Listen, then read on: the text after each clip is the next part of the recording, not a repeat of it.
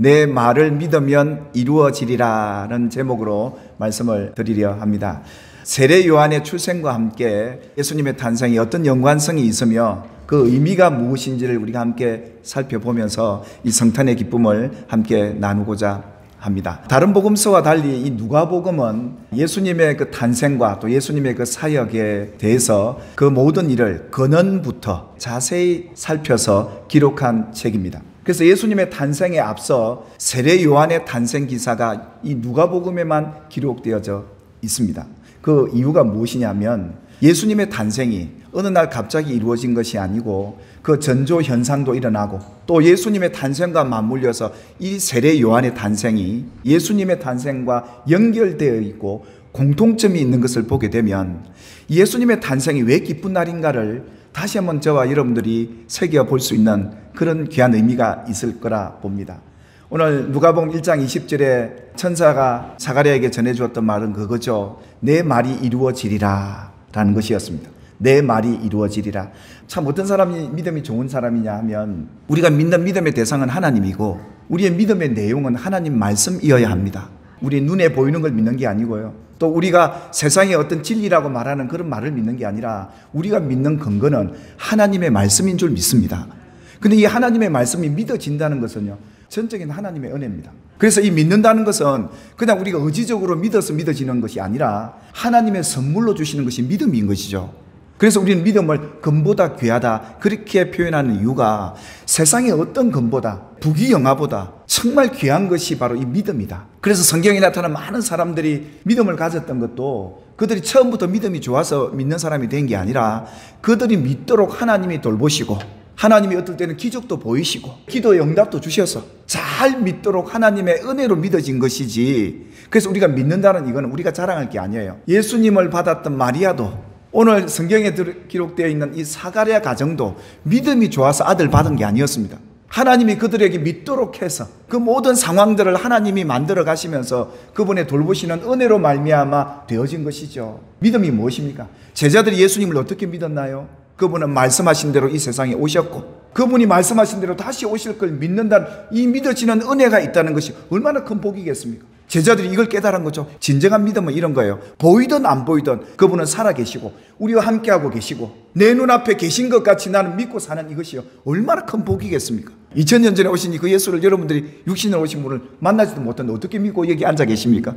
이게 은혜라는 거예요. 천사가 나타나서 사가랴 가정에 그렇게 말씀하죠. 내 간구함이 들렸다. 아들을 낳아줄 텐데 내 아내가 그 이름을 요한이라 하라. 여러분, 이 사가랴 가정은 직분을 감당하는 사람입니다. 근데 자식이 없습니다, 이 가정에. 그리고 제사장 직분을 이어가려면 축복권이 있으려면 아들이 있어야 돼요. 그래서 나중에 엘리사벳이 그 가정에 부끄러움이라고 했어요. 이 사가랴 가정에 하나님이 아들을 주신다는 건 뭡니까? 얼마나 큰 기쁨이겠습니까? 그래서 이 엘리사벳의 아기를 가지고 5개월 동안 산에 숨어 살면서 뭐라고 고백했냐면 하나님이 나를 돌보시사, 우리 가정을 돌보시사 이 부끄러움이 없도록 사람 앞에 서게 해주셨구나, 이런 고백을 해요. 결국은 이 사가랴 가정의 요한의 탄생은요, 이 노부부들의 기쁨이었습니다. 여러분의 가정에는 어떤 부끄러움이 있습니까? 어떤 슬픈 일이 있습니까? 그 부끄러움을 하나님이 어떻게 기쁨으로 바꾸어 주실지 기대하며 오늘 이 가정의 말씀을 듣게 된다면 여러분한테 이런 기쁨이 충만하게 될 줄 믿습니다. 또 하나, 이 가정은요, 그 부끄러움을 갖고 가만히 있지 않았다는 거예요. 슬퍼하거나 괴로워하고 끝난 게 아니라 늘 그가 했던 것은 하나님 앞에 기도했던 거예요. 그러니까 하나님이 뭐라고 얘기합니까? 너의 간구함이 내게 들렸다, 이럽니다. 이 부끄러운 문제를 가지고 늘 하나님 앞에 기도했던 이 가정에 하나님의 응답이 바로 이거였던 것이죠. 아들을 주신다는 이 소식이었습니다. 천사를 통해서, 주의 종을 통해서 하나님께서 이 말씀을 그에게 전해주게 되었던 겁니다. 그러면서 그 아들에 대한 정체를 이렇게 얘기하죠. 그가 누군지 아느냐? 하나님께로 많은 사람들을 돌아오게 할 그 사람, 아버지의 마음을 자식에게 거스리는 자를 의인의 슬기에 돌아오게 할 그 귀한 사명을 감당할 아들이다.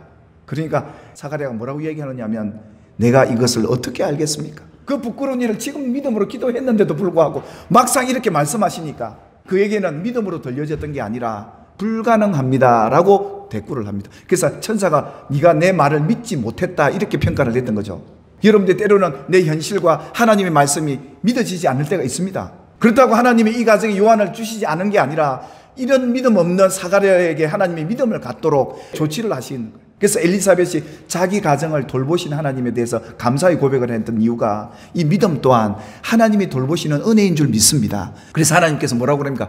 보라, 이 일이 되는 날까지 네가 말 못하는 자가 되어야 되겠다. 왜 그렇습니까? 사람들은 자기 믿는 대로 얘기하거든요. 그 불신의 말이 계속 나오다 보면 하나님 어떻게 역사하겠습니까? 왜냐면 하나님은 내 귀에 들리는 대로 내가 행하겠다고 하시는 게 일시적으로 벙어리가 되게 합니다. 언제까지요? 때가 이를 때까지. 그러면서 뭐라고 하는지 아십니까? 때가 이르면 내 말이 이루어지리라 이랬던 겁니다. 그러니까 세례 요한이 태어나게 된 그 배경이 이렇게 믿음이 부족한데도 불구하고 믿음 갖도록 하나님이 이런 기적을 나타내시면서 이 말이 이루어지도록 했던 이 놀라운 역사를 우리는 보지 않습니까? 그 위에 이 아내가 잉태하고 5달 동안 숨어서 지냅니다. 그러면서 이렇게 고백하죠. 내 부끄러움을 얻게 하시려고 이렇게 행하셨다. 사랑하는 여러분, 이 성탄의 아침에 여러분의 가정에 이 부끄러운 일을 하나님께서 기쁨의 일로 바꾸어 주시는 믿음의 역사가 있게 될 줄 믿습니다. 여러분들 이런 믿음을 갖고 사셔야 돼요. 우리가 이 부끄러움을 이겨낼 수 있는 가장 큰 기쁨은 예수입니다. 예수님이 내 안에 오셨고 내게 계시다는 걸 믿는다면요, 우리는 그때부터 세상을 향해 당당해지는 겁니다. 그렇다면 왜 오늘 이 성탄절에 이 세례 요한의 출생을 먼저 얘기하느냐 하면 이 세례 요한의 출생이 예수님의 탄생과 어떤 연관성이 있냐는 겁니다. 1장 36절에 보면 마리아에게 천사가 나타나서 아들이 있으니 예수라 하라 하니까 이 마리아가 믿어지겠습니까? 이 마리아에게도 엄청나게 두려운 일이고 부끄러운 일 아니겠습니까? 처녀가 아기를 가졌단다야. 근데 나중에 하나님께서 이 마리아의 부끄러움을 기쁨으로 바꿔주십니다. 뭘 통해서요? 예수의 탄생을 통해서 말입니다. 그래서 예수님의 탄생을 성공시키기 위해서 천사가 말씀을 전하면서 뭐라고 얘기하냐면 마리아에게 이럽니다. 내 친족 엘리사벳도 할머니가 되어서 늙어서 아들을 못 가진 그런 형편이었지만 아이를 가졌다. 아기를 가져서 6달이나 되었다. 이걸 알려주는 겁니다. 예수의 탄생을 성공시키려면 이 세례 요한의 탄생이 먼저 있어야 했습니다. 그게 바로 근원이었습니다. 예수님이 어느 날 갑자기 마리아의 뱃속에 오신 게 아니라 세례 요한을 통해서 이미 예수님이 오실 길을 예비해 두신 거죠. 할렐루야. 그래서 이 세례 요한의 탄생이 이렇게 예수님의 탄생과 연관성이 많고 의미가 있더라 이겁니다. 마리아여 무서워 말라. 아들을 낳게 될 것이다. 천사가 이렇게 이야기하고 예수님이 이런 분이다라고 얘기하면서 천사가 전해준 이 말에 동일하게 마리아도 어떻게 반응하느냐. 나는 남자도 알지 못하는데 어찌 이런 일이 있으리까. 사가랴와 반응이 같습니다. 아직 못 믿는다 이 말입니다. 하나님의 말씀은 우리의 이성을 초월하고 하나님의 말씀은 지금 환경도 초월하고 하나님의 말씀은 어떤 상황에도 이루어지는 줄 믿으시기를 주님의 이름으로 축원합니다. 그런데 우리 또한 이게 믿어지지 않는단 말이에요. 이 마리아 그냥 두면 안 되니까 성령이 내게 임하시고 지극히 높으신 하나님의 능력이 너를 덮을 것이다. 하나님의 은혜가 임한 겁니다. 성령이 그에게 임하니까 내게 하나님의 아들 예수가 내 안에 왔구나. 할렐루야 하면서 그 말씀을 받아들이고 내가 계집종이오니 그 말씀이 이루어지이다라고 순종하며 받아들입니다. 그러면서 이 마리아가 어디로 쫓아가는 줄 아십니까? 천사가 얘기해줬던 친족 엘리사벳 집으로 달려갑니다. 아멘하고 받아들였지만 확인을 해보고 싶었던 겁니다.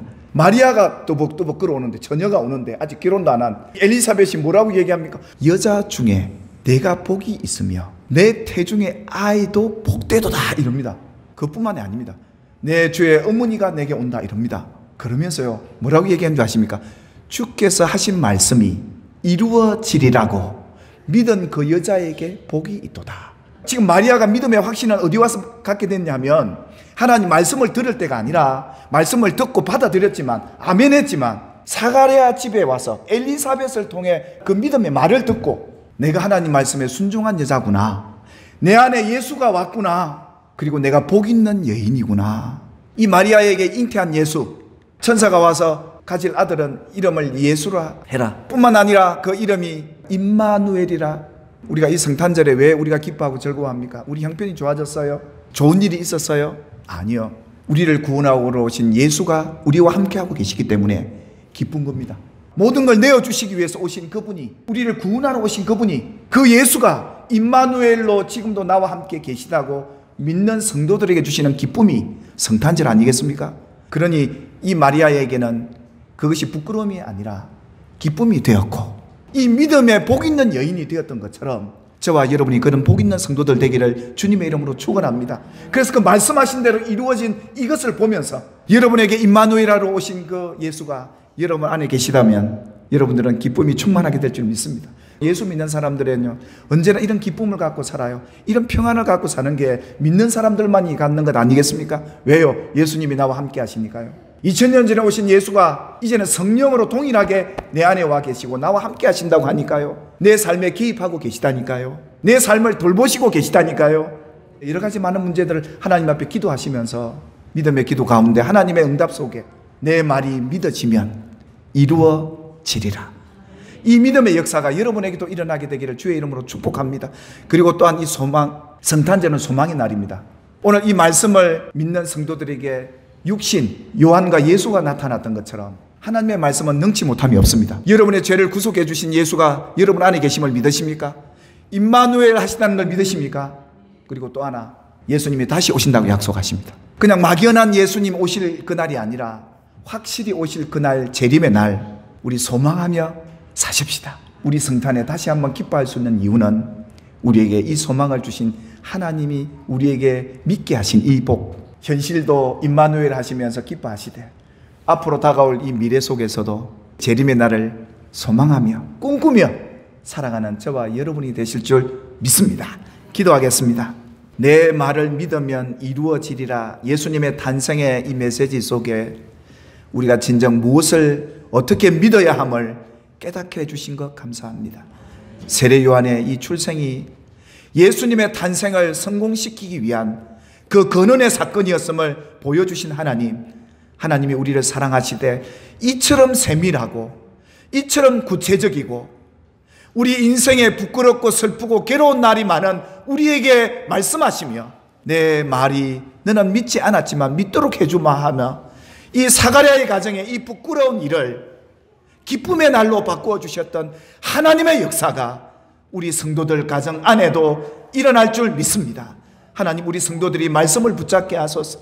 현실과 세상의 이야기들을 믿는 것이 아니라 하나님의 말씀을 믿고 그 말씀이 내게 이루어지이다. 그리고 또한 그 말씀이 이루어지는 믿음의 확신까지 가질 수 있는 기적도 보게 하시고 이적도 보게 하시고 하나님의 행하시는 그 놀라운 일을 보면서도 오늘 우리 안에 이런 믿음 갖고 예수를 내 안에 모시고 임마누엘 하시는 그 성탄의 기쁨, 이 기쁨의 날을 노래하고 하나님을 찬양할 수 있도록 축복해 주시옵소서. 우리 사랑하는 성도들에게 은총을 베푸사 우리의 영원한 소망은 천국에 주님 다시 우리를 데려오셔서 나 있는 곳에 너희도 있게 하시려 하신 이 소망의 메시지도 붙잡고 소망도 붙잡을 뿐만 아니라 내 삶이 아무리 힘들고 어려워도 임마누엘 우리에게 와 계신 그 예수를 믿고 기뻐하며 즐거워하는 남은 생에 되게 해 주옵소서.